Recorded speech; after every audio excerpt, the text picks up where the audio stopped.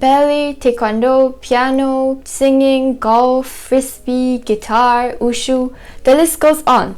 So when we were young, we might have dabbled in many different hobbies, but where did they all go?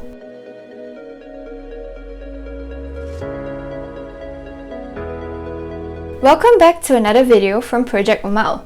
I'm Banisha, and today we'll be talking about hobbies.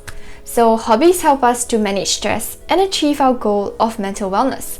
First up, what are hobbies and what are the differences between hobbies and interests? According to the New York Times, an interest is a desire to learn something, whereas a hobby is an enjoyable leisure activity that we engage in voluntarily and consistently when we are free from the demands of work or other responsibilities. So why should we take up hobbies when we are already so busy?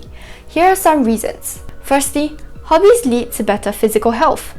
It was found that people who scored higher on the enjoyable activities test had lower body mass index, smaller waists, lower blood pressure, lower stress hormones, and overall better physical function. Secondly, taking up hobbies may also lead to better sleep.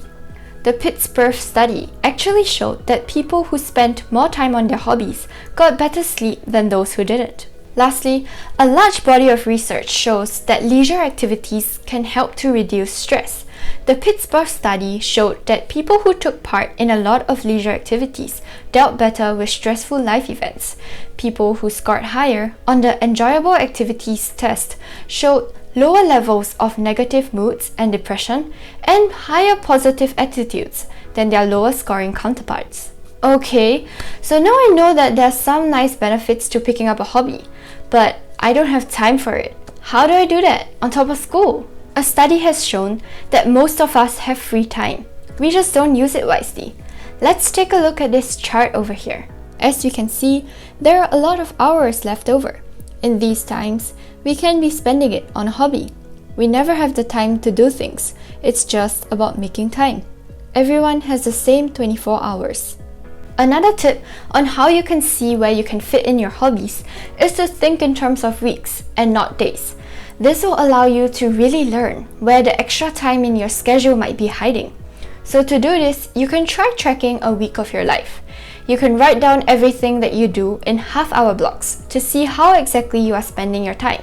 And from there, plan out when you can slot in your hobby. Okay, so now we know the benefits of hobbies and we also know how we can find or make time for it. So how do I know which hobby I want to do? Or, well, it's been so long that I don't know what I enjoy anymore. Yes, I feel the same way too, and here's how you can overcome that. So firstly, think and reflect deep within yourself. What is one thing that you've always wanted to do but never got the opportunity to do it? And then, well, go try that exact thing. Secondly, you can try looking down your childhood and seeing what you did back then that you enjoyed.